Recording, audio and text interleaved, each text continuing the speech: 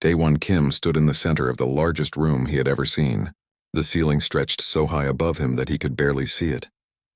All around him, arranged in a massive circle, sat representatives from 47 different alien species. Some looked like insects with too many legs. Others were made of crystal that glowed with inner light. A few floated in tanks of water. Daewon had studied them all, learned their names and their histories, but seeing them in person was different. It was overwhelming. He was not alone. Behind him stood 3 other humans.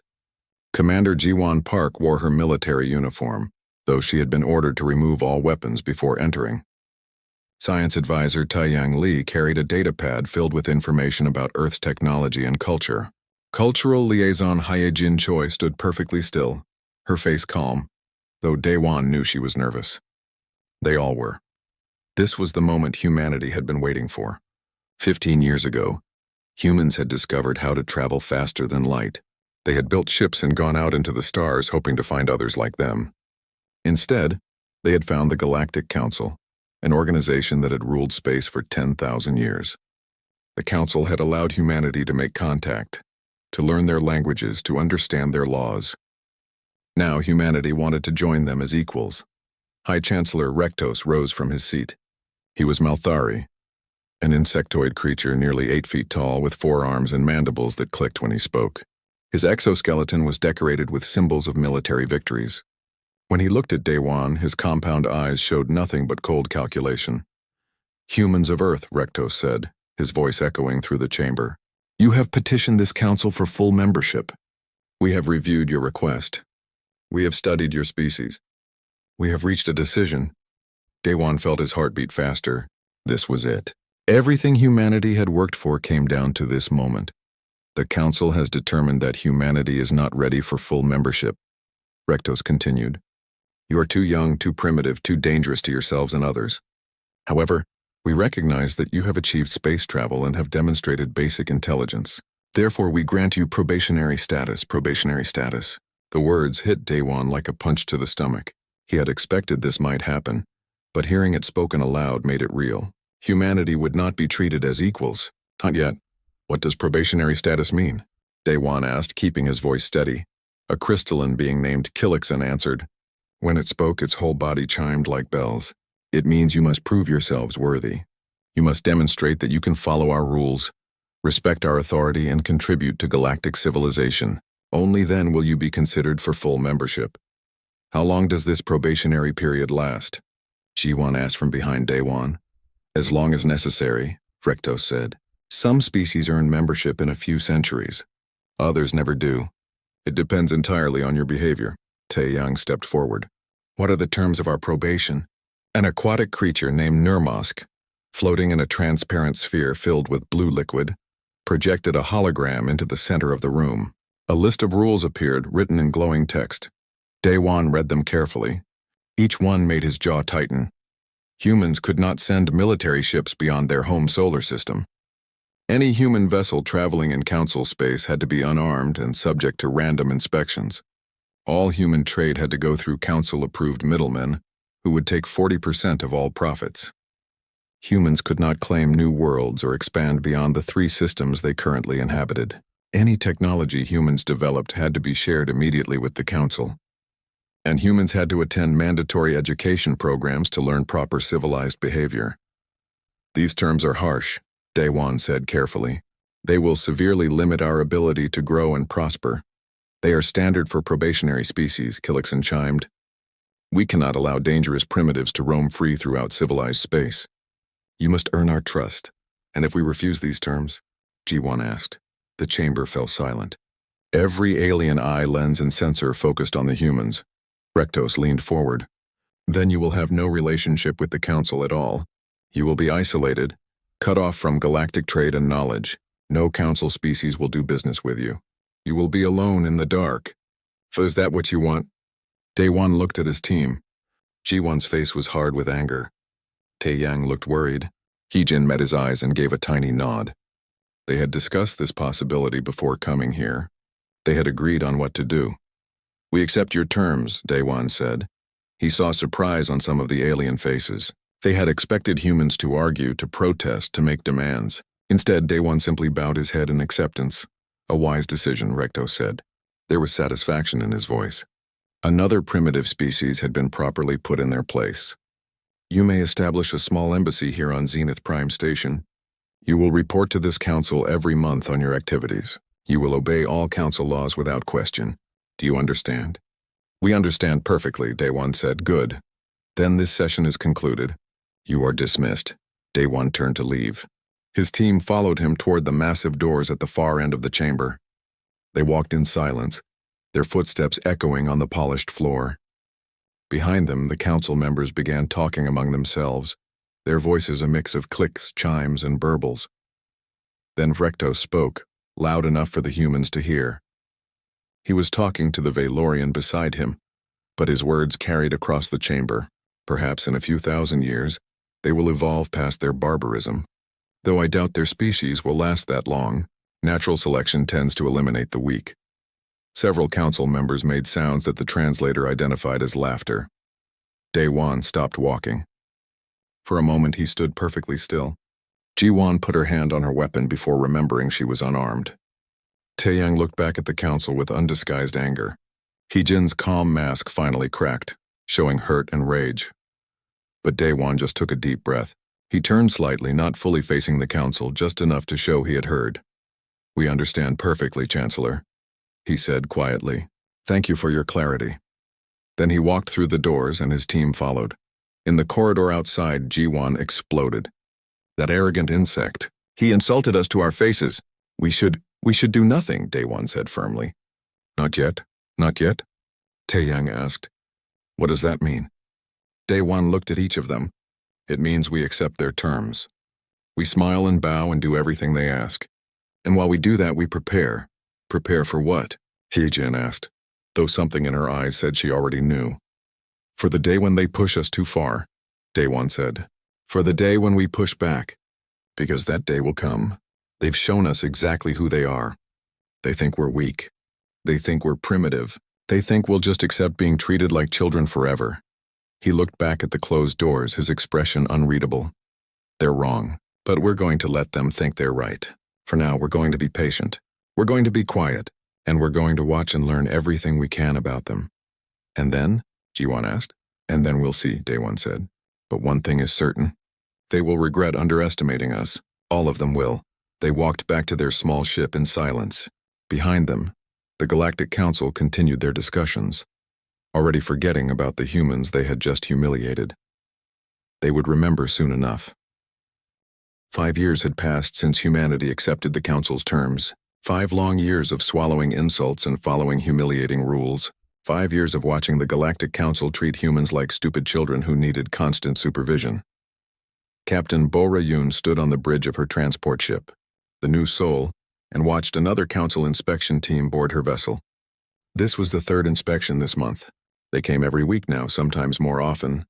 They never found anything illegal because Bora never broke the rules, but that didn't stop them from looking. The inspection team was led by a Malthari officer named Crexus. He stomped through her cargo bay with his 4 arms swinging, deliberately knocking over containers and damaging equipment. His soldiers followed behind him, breaking open sealed packages and scattering their contents on the floor. Everything is labeled and documented, Bora said calmly, showing him her manifest. All cargo is legal according to Council regulations. Crexus snatched the datapad from her hands and threw it against the wall. It shattered into pieces. I will decide what is legal, he hissed through his mandibles. You humans think you can hide things from us. We know you're smuggling weapons. We know you're planning rebellion. Bora kept her face neutral even though she wanted to scream at him. We are transporting medical supplies to our colony on Kepler Station. Nothing more. Crexus walked up to her until his face was inches from hers. She could smell his alien scent, something like burnt metal and rotting fruit. I don't believe you, he said. I'm confiscating your cargo, all of it. You can file a complaint through proper channels. Bora had filed complaints before. Hundreds of them. Every single one had been dismissed without investigation. The Council didn't care what happened to human merchants as long as they kept paying their taxes. As you wish, she said quietly. Crexus seemed disappointed that she didn't fight back. He wanted an excuse to arrest her, to throw her in a Council prison. But Bora gave him nothing. She just watched as his team stole everything she had spent 3 months gathering, medical supplies that would save lives. Gone. After they left, her first officer approached her. "Captain, we can't keep doing this. They're bleeding us dry. Every trip we make, they steal from us. How long can we survive like this?" "As long as we have to," Bora said. But even she was starting to wonder, how much more could humanity endure? On Earth, Admiral Kyung-Soo Han stared at the holographic display showing Council warships conducting exercises just beyond Pluto. They did this every month now, coming closer and closer to the inner solar system. It was intimidation, pure and simple. The message was clear. We can reach you anytime we want. Han's defense fleet was old and outdated. Humanity had been forbidden from buying or building advanced weapons. Their ships used technology that was 50 years behind Council standard. If the Council decided to attack, Earth would fall in days. But Han wasn't worried about defense. He was worried about time. Would they have enough time to finish their preparations before the Council lost patience? His tactical officer approached. "Sir, the Council fleet is hailing us. They demand to know why we have mining operations in the Kuiper Belt." "Tell them we're harvesting ice for water," Han said. "Show them the permits. Everything is documented and legal." What he didn't say was that those mining stations were doing much more than harvesting ice. But the Council didn't need to know that. Not yet. Director Subin Nam sat in her office on Mars and read another report that made her blood boil. The Plantorians had just established a colony on a planet humanity had surveyed and claimed first.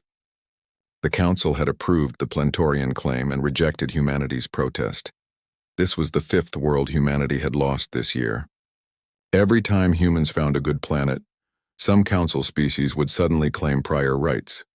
The claim would be thousands of years old, based on a survey that barely mentioned the system, but the Council always sided with the older species. Subin pulled up the map of human territory. 3 systems. That was all humanity controlled. 3 tiny systems in a galaxy of millions, and the Council wouldn't let them expand beyond that. She received a coded message from Earth. It was from the Colonial Administration's Hidden Research Department. The message was simple. Project Haven is complete. Project Olympus is at 90%. Project Unity is ahead of schedule. Subin deleted the message immediately and allowed herself a small smile. The Council thought humans were stagnant, trapped in their 3 systems, slowly dying from lack of resources. They had no idea what was really happening. In the Olympus Mons facility on Mars, Dr. Jun-Ho Song watched his latest test with satisfaction. The gravitational field had remained stable for 6 hours. That was 3 times longer than the previous attempt. His team cheered quietly, careful not to attract attention. Officially, Jun-Ho was conducting theoretical research on gravity manipulation. His reports to the Council were filled with dense mathematics and speculative conclusions. The Council reviewers found his work boring and impractical. They approved his funding requests without really reading them. They didn't know that Jun-Ho's work had stopped being theoretical 2 years ago. They didn't know he had built working prototypes, and they certainly didn't know what those prototypes could do to a spaceship's hull. Engineer Hanul Yang supervised the construction of another civilian orbital foundry above Earth. The Council had approved the project because they thought it would be used to build trading vessels. Hanul had shown them all the proper documentation, all the innocent blueprints. What he hadn't shown them was that the foundry could be retooled in 48 hours to produce military vessels, or that 3 dozen identical foundries were already operating throughout the solar system, or that they had enough raw materials stockpiled to build 1,000 warships. The Council inspectors who visited the foundry saw what they expected to see: primitive humans slowly building outdated technology. They never looked deeper. Why would they? Humans were weak and harmless. Intelligence Coordinator Min Seo Park sat in a small room filled with screens. Each screen showed information about a different Council species: their military strength, their economic weaknesses, their political divisions, their biological vulnerabilities. Min Seo had spent 5 years collecting this data. She had thousands of agents working throughout Council space, watching, listening, learning.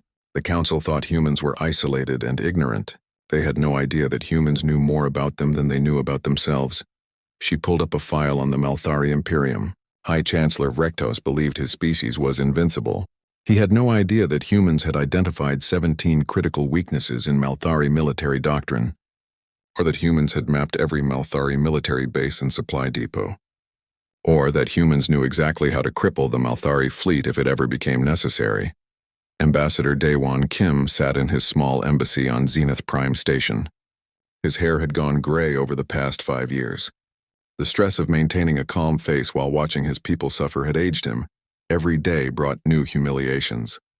Human students were expelled from council universities for made-up violations. Human merchants were arrested on false charges. Human colonists died from preventable diseases because the council refused to sell them medicine. And every day, Daewon smiled and bowed and filed polite protests that were ignored. His aide, Hyejin Choi, entered his office. "Ambassador, there's been another incident. A human freighter was impounded near the Valorian border. The crew has been arrested. Charges?" Daewon asked tiredly. "Smuggling. But the cargo was legal. The Valorians just decided they didn't like the ship's registration. File a protest. Request access to the crew. Offer to pay any fines.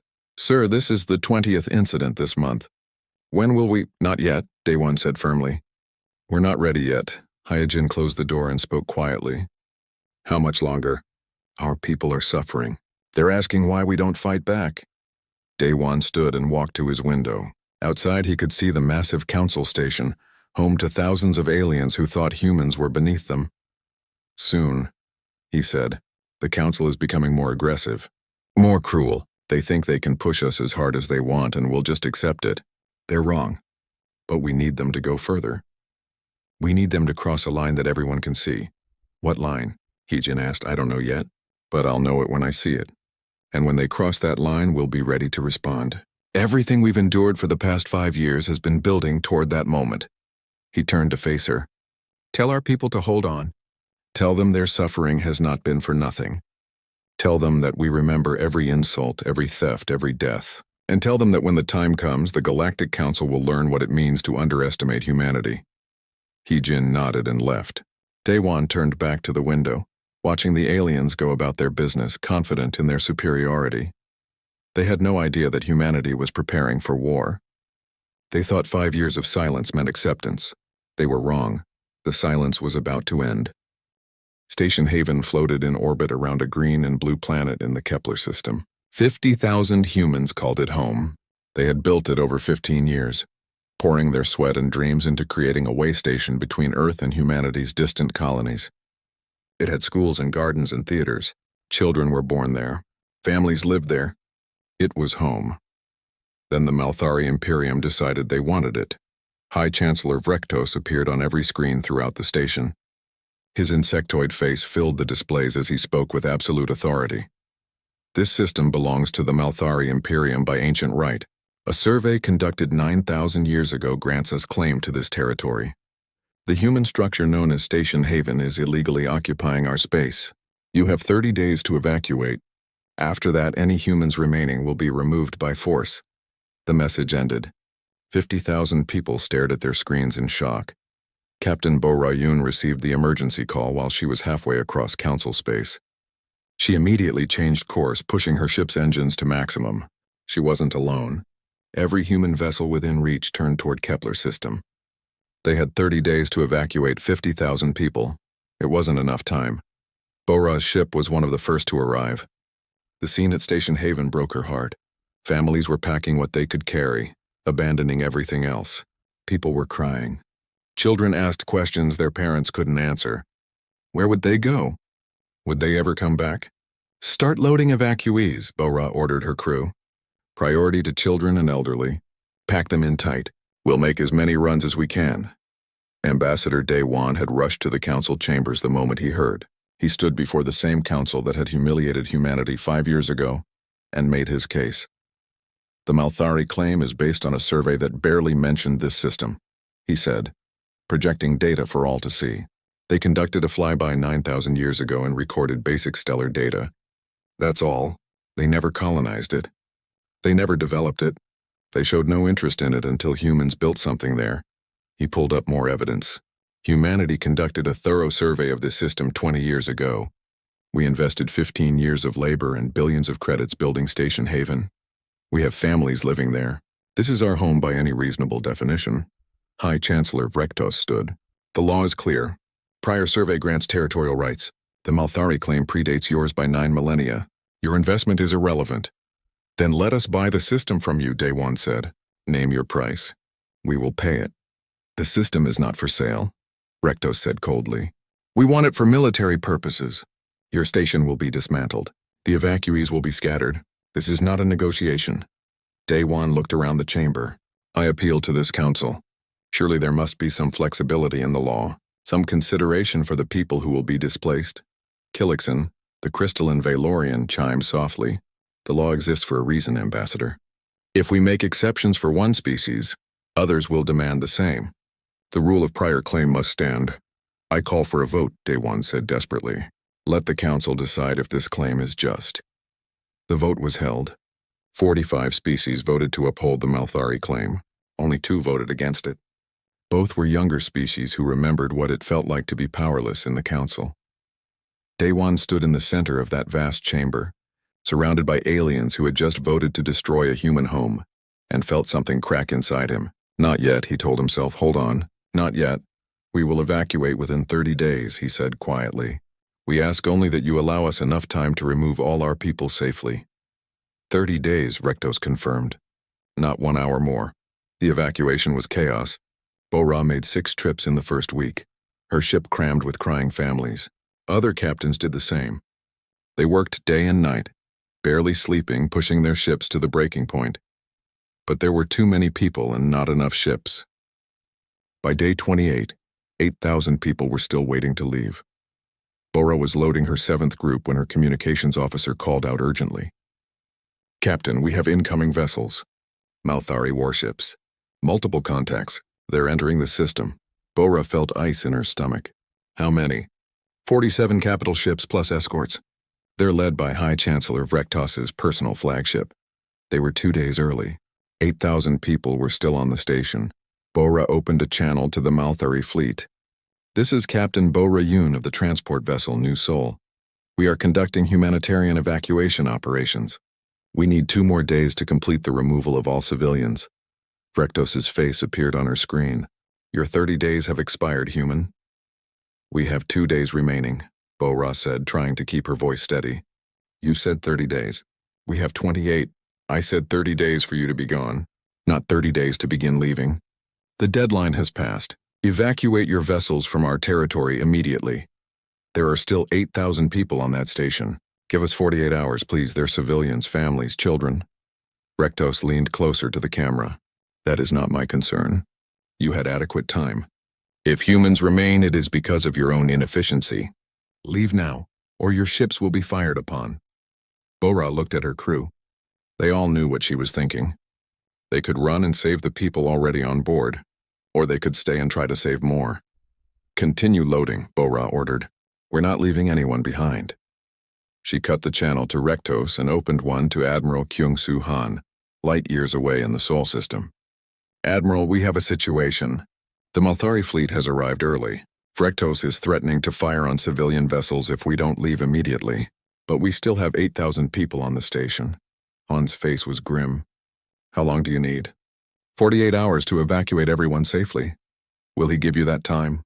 No. There was a long silence. Han knew that his fleet was too far away to help. Even if he violated council law and brought warships to Kepler system, they would arrive too late. Bora and the other civilian captains were alone. Do what you think is right, Captain, Han said finally. We'll deal with the consequences. Bora closed the channel and looked at her crew. Keep loading, fast as you can. On the council station, Hyojin burst into Day One's office. Ambassador, the Malthari fleet has arrived at Kepler system. They're threatening to fire on our civilian ships. Day One was already moving, running toward the council chambers. He arrived breathless and demanded an emergency session. The council members gathered slowly, in no particular hurry. This was just another problem with a probationary species. Nothing important.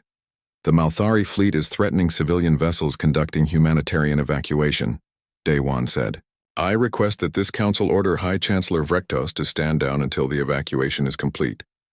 Vrektos's voice came from his seat. He wasn't even there in person, just appearing as a hologram. He was on his flagship watching the standoff. The humans were given adequate time. They failed to comply. This is their own fault. There are children on that station, Day-Wan shouted. Families. Civilians who have done nothing wrong. Give them 2 more days. No, Rektos said simply. Back at Kepler's system, Bora had loaded another 500 people. 7,500 remained.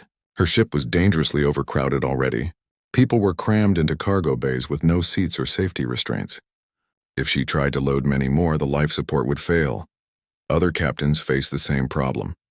They were at maximum capacity, but thousands of people still waited on the station. Bora made a decision. Continue loading. We'll make 1 more trip. Get as many as we can, her first officer protested. Captain, we can't hold anymore. The ship can't take it. We'll make it work, Bora said. I'm not leaving them. Rektos watched the human ships on his tactical display. They were still loading evacuees, still defying his order to leave. He could tolerate many things, but open defiance was not one of them. Target the human vessels, he ordered. Fire a warning shot. His weapons officer hesitated. Sir, those are civilian ships. They're unarmed. I said fire a warning shot. If they do not leave immediately, we will target them directly. The Malthari flagship's main cannon charged and fired. The energy beam sliced through space, passing between 2 human transport ships. The proximity alarm screamed in every human vessel. Bora's hands gripped her command chair. Hold position. Keep loading. Rektos's face appeared on every human ship's screen. This is your final warning. Leave immediately or we will open fire on your vessels. Bora opened a channel so all the human ships could hear her. All vessels continue evacuation operations. We're not abandoning these people. If the Malthari want to shoot unarmed civilian ships, let them show the galaxy what they really are. Rektos heard her words. His mandibles clicked in fury. This human female dared to challenge him, dared to make him look weak in front of his own fleet. Target the closest human vessel, he ordered. Destroy it.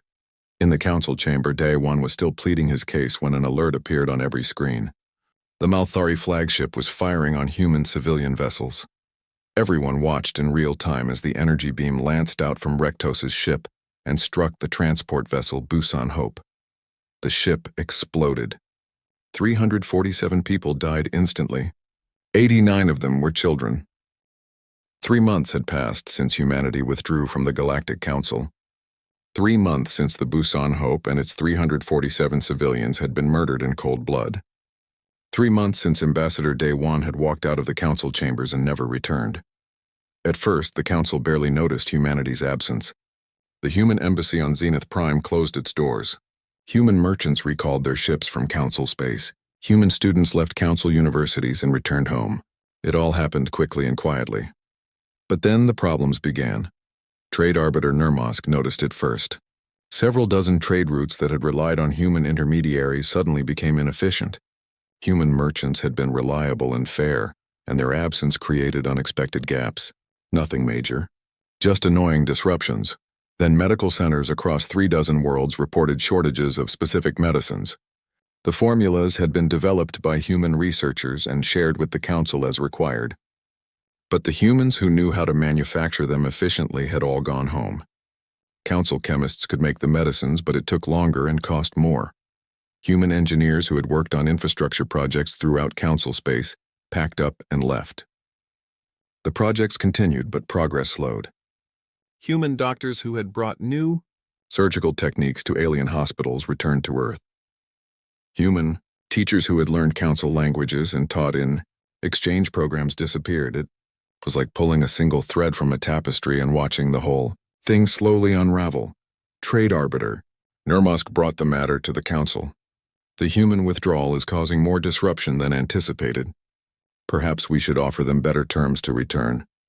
High Chancellor Rektos dismissed the concern. Temporary inconvenience.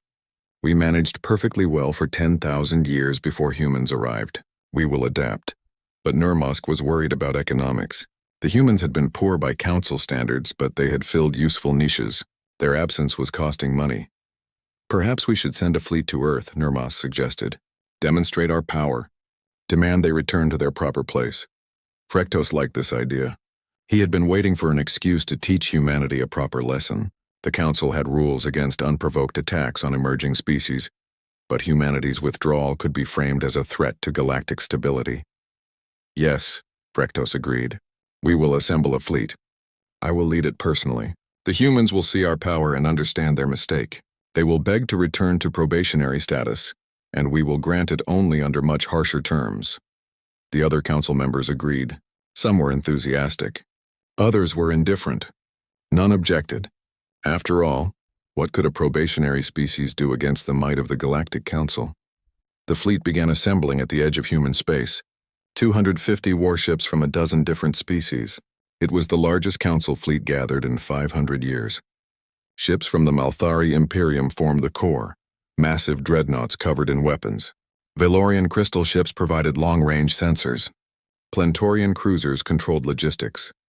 It was a display of overwhelming force designed to terrify humanity into submission. Admiral Kyung-Soo Han watched the council fleet gather on his long-range sensors. His staff officers stood around him in the command center buried deep under the surface of Mars. Fleet composition? Han asked. 250 capital ships plus support vessels, his intelligence officer reported. Mix of species. Malthari dreadnoughts are the biggest threat. Valorian ships have the best sensors. Plantorian vessels are mostly support, and High Chancellor Vrektos is commanding personally, Han noted. He's on the flagship Dominance. How convenient. His tactical officer looked worried. Sir, according to our old intelligence, this fleet could destroy our defenses in 3 days. Our ships are older, slower, and outgunned. Even with home territory advantage, we can't win a conventional fight, Han smiled. Good thing we're not planning a conventional fight. He opened a channel to Earth's government. The president appeared on his screen. They're here, Han said. The council has sent their fleet just as we predicted. Vrektos is demanding our surrender. We have 72 hours to comply. Are we ready? The president asked. Yes, ma'am. Everything is in position. Then give them one warning. Make it clear, and then show them what humanity has become. Han closed that channel and opened another to the council fleet. His message was transmitted on all frequencies so every ship could hear it. This is Admiral Kyung-Soo Han of the Earth Defense Force. You have entered human space without permission. You claim you come to force our compliance. I am authorized to tell you that humanity will not submit to council authority. Not now, not ever. You were warned. You ignored the warning. You murdered our civilians. You believed we were weak. You were wrong. This is your only chance to leave peacefully. Turn around now or face the consequences. On the Malthari flagship, Vrektos listened to Han's message and laughed. The primitives threaten us? Let us show them what happens to species who forget their place. All ships advance into the solar system. Prepare weapons. If they resist, destroy them. The massive fleet moved forward, crossing the invisible line that marked the boundary of Earth's solar system. And that's when humanity dropped the mask. From seemingly empty space, massive structures appeared. They had been there all along, hidden by stealth technology the Council didn't know humans possessed. Defense platforms, hundreds of them, in the asteroid belt, in orbit around Mars and Earth, hidden in the Kuiper belt, scattered throughout the outer solar system. Each platform was the size of a small moon. Each one housed weapons the Council had never seen before. Dr. Junho Song had spent 5 years perfecting gravitational manipulation. His theoretical work had become very practical. The gravitational lances didn't fire projectiles. They didn't use energy beams. They manipulated space-time itself. The first volley fired before the Council fleet even realized they were under attack. 20 Malthari dreadnoughts simply ceased to exist. One moment they were there. The next moment there was nothing but expanding clouds of debris. The gravitational lances had crushed them into singularities, compressing metal and flesh into points smaller than atoms. Chaos erupted in the Council fleet. Ships scattered, trying to understand what had just killed 20 of their largest vessels in seconds. Their sensors showed impossible readings. Their shields hadn't even activated because the weapons bypassed them entirely. All ships defensive formation, Vrektos screamed. Return fire. But they didn't know what to fire at. The defense platforms were still mostly invisible, their locations masked by stealth systems. Then engineer Hanul Yang's work revealed itself. From behind Earth's moon came humanity's true fleet. Not the 100 outdated ships the Council expected. 1,000 warships emerged from hiding, sleek, fast, and covered in weapons that made Council military analysts weep with frustration. The civilian orbital foundries had been building these ships for 5 years. The mining operations in the Kuiper Belt had been gathering resources for their construction. The ice harvesting stations were actually military supply depots. Captain Borayun was no longer commanding a transport ship. She sat in the captain's chair of a destroyer named Busan Hope, honoring the civilian vessel that had been murdered. Her ship was fast and deadly, equipped with the latest technology humanity had developed. "All wings attack formation," she commanded. "Target priority Malthari dreadnoughts. For the 347. For every human who died because of their arrogance, show them what happens when you push humanity too far." The human fleet struck like a swarm of angry wasps. Their ships were smaller than Council dreadnoughts, but they moved with impossible coordination. Their weapons ignored shields and tore through armor. Their tactics were flawless, exploiting every weakness in Council military doctrine. Intelligence Coordinator Min Seo Park had spent 5 years studying Council militaries. She knew everything about them, their standard formations, their response times, their communication protocols, their psychological weaknesses. She had given all that knowledge to Admiral Han, who had used it to plan this battle down to the smallest detail.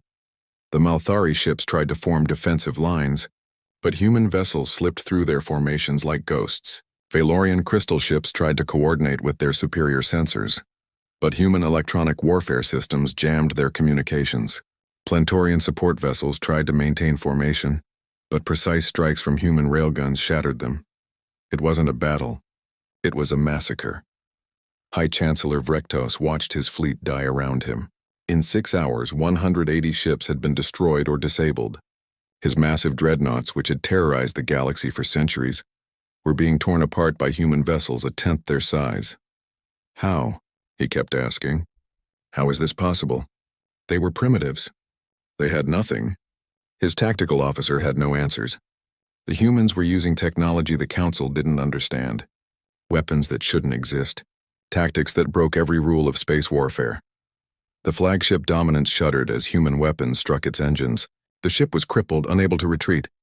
"Abandon ship," someone screamed, but it was too late. Human boarding pods attached to the hull. Soldiers in advanced combat armor cut their way inside. Within minutes, they had reached the bridge. 3 months after the Battle of Seoul, the Galactic Council was in chaos. Species that had worked together for thousands of years were now arguing and blaming each other. The impossible had happened, and no one knew what to do about it. High Chancellor Vrektos was no longer in power. His own people had imprisoned him as punishment for leading their fleet to disaster. The Malthari Imperium was trying to decide whether to seek revenge or pretend the whole thing never happened. On Zenith Prime Station, the council chamber that had once been filled with confident voices was now tense and quiet. Species that had seemed united were discovering they had never really been united at all. They had just been too comfortable to argue. Now fear made them honest. Prime Mediator Sulcanis of the Keltorans stood to speak. The Keltorans were practical people who valued survival over pride. "We must face reality. Humanity destroyed 180 Council warships in 6 hours. They did it with technology we do not understand. They did it with tactics we cannot predict. If they wanted to, they could attack any of our worlds." Several species objected loudly, but Sulcanis continued. "Pride will not protect us. Denial will not change facts. We underestimated humanity. We treated them cruelly. We murdered their civilians. And now we are fortunate they chose to defend rather than attack. We must negotiate peace before they decide we are too dangerous to leave alive." Elder researcher Corvin of the Luminary agreed. The Luminary were scientists who had long questioned council politics, but had been too weak to challenge the powerful species. "I have studied the battle data. The humans fought with precision and restraint. They could have destroyed every ship, but they allowed survivors to escape. They could have pursued into council space, but they stopped at their borders. They could have executed High Chancellor Vrektos, but they are treating him as a prisoner of war. They are showing mercy we do not deserve. Trade Arbiter Nurmask wanted to maintain control. If we negotiate now, we appear weak. Other probationary species will see what happened and think they can challenge us too."